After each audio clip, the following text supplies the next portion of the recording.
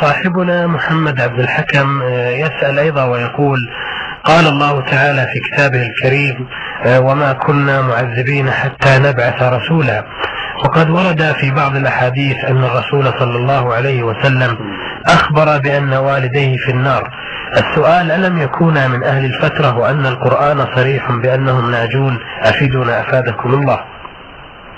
أهل الفترة ليس في القرآن ما يدل على أنهم ناجون أو هالكون، إنما قال الله جل وعلا: ما كنا معذبين حتى نبعث رسولا. فالله جل وعلا من كمال عدله لا يعذب أحدا إلا بعد بعث الرسول، فمن لم تبلغه الدعوة فليس بمعذب حتى تقام عليه الحجة.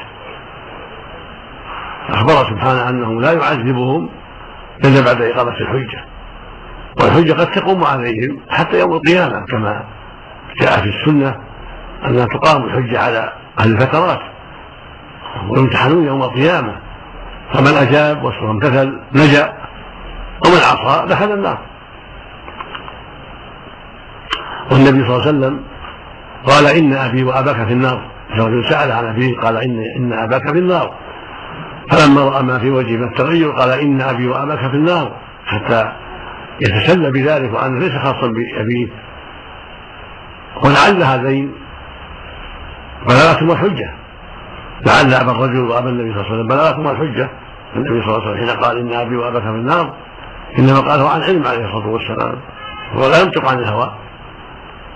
قال الله سبحانه: والنجم إذا هوى ما ضل صاحبكم وما غوى، وما ينطق عن الهوى، وإنما قال لها العلم عن الله عز وجل. فلولا أن عبد الله ابن عبد المطلب والد النبي صلى الله عليه وسلم قد قامت عليه الحجة لما قال في حق النبي ما قال عليه الصلاة والسلام، فلعله بلغه ما يوجب عليه الحجة من جهة دين إبراهيم عليه الصلاة والسلام، فإنهم كانوا على ملة إبراهيم حتى أحدث ما أحدث عمرو بن الخزاعي وسرى في الناس ما أحدثه عمرو من بث الأصنام ودعوتها من دون الله. فلعل عبد الله كان قد بلغه ما يدل على أن هذا باطل، كان عليه قريش من عبادة الأصنام باطل، فتابعهم، فلهذا قامت عليه الحجة. وهكذا ما جاء في الحديث أنه صلى الله عليه وسلم استأذن أن يستغفر الأمة فلم يؤذن له، فاستأذن يزورها فأذن له، لم يؤذن له أن يستغفر لأمه. ومن هذا الباب لعله لأنه بلغها ما يقيم عليها الحجة، أو لأن أهل الجاهلية يعاملون معاملة الكفرة في أحكام الدنيا فلا يدعى لهم أو يستغفر لهم، لأنهم في ظاهر الكفر، ظاهرهم مع الكفرة، فيعاملون معاملة الكفرة وأمرهم إلى الله في الآخرة.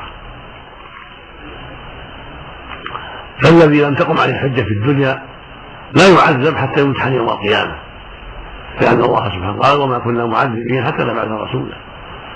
فإذا علم أن أناسا كانوا في فترة لم تبلغهم دعوة نبي فإنه يمتحن يوم القيامة، فإن أجابوا صاروا إلى الجنة، وإن عصوا صاروا إلى النار.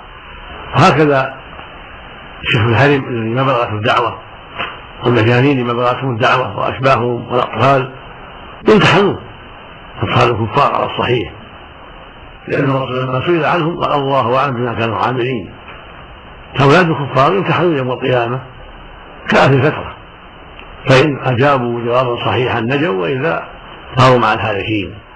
فليس بالحمد لله في حق بل أبوين به ليس في ذلك إشكال على من عرف السنة وقاعدة الشرع. نعم. بارك الله فيكم.